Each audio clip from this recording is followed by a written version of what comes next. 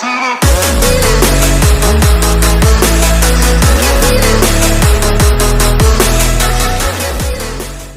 کبھی ہم نے سوچا ہے کہ ہمارے ساتھ مرنے کے بعد کیا ہوگا؟ یعنی ہمارے ساتھ کیا کیا اس وقت وہ ٹائم ایسا ہوتا ہے کہ وہ صرف انسان اور اللہ ہی جان سکتا ہے کہ ایک انسان جب مر جاتا ہے تو اس کے ساتھ اس وقت کیا ہو رہا ہوتا ہے۔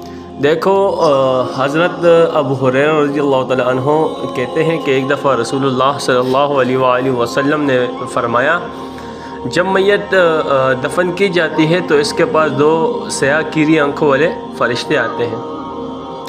ان میں سے ایک کا نام منکر اور دوسرا کا نام نکیر ہے۔ دونوں اس سے پوچھتے ہیں، تم اس آدمی محمد صلی اللہ علیہ وسلم کے بارے میں کیا کہتے ہو؟ وہ کہے گا، جو دنیا میں کہا کرتا تھا، یعنی محمد صلی اللہ علیہ وسلم اللہ کے بندے اور اس کے رسول ہیں، یعنی میں گواہی دیتا ہوں کہ اللہ کے سوا کوئی اعلیٰ نہیں اور محمد صلی اللہ علیہ وآلہ وسلم اس کے بندے اور رسول ہیں۔ دونوں فرشتے جواب میں کہتے ہیں، ہم سمجھتے تھے کہ تم یہی جواب دو گے۔ پھر اس کی قبر 70 در 70 ہاتھ فراخ کر دی جاتی ہے اور اسے روشن کر دیا جاتا ہے۔ پھر بندے سے کہا جاتا ہے، سو جاؤ۔ وہ کہتا ہے، میں اپنے اہل و عیال میں واپس جا کر انہیں اپنی مغفرت کی خبر دینا چاہتا ہوں۔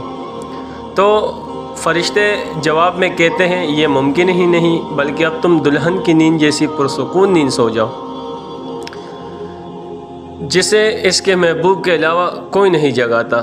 چنانچہ وہ بات مان لیتا ہے اور سو جاتا ہے، یہاں تک کہ اللہ اسے قبر سے اٹھائے گا۔ اگر مرنے والا منافق ہو تو وہ فرشتوں کے سوال کے جواب میں کہتا ہے، محمد صلی اللہ علیہ وآلہ وسلم کے بارے میں بھی وہی کچھ کہتا ہوں جو لوگوں کو کہتے سنا تھا، اس کے علاوہ میں کچھ نہیں جانتا۔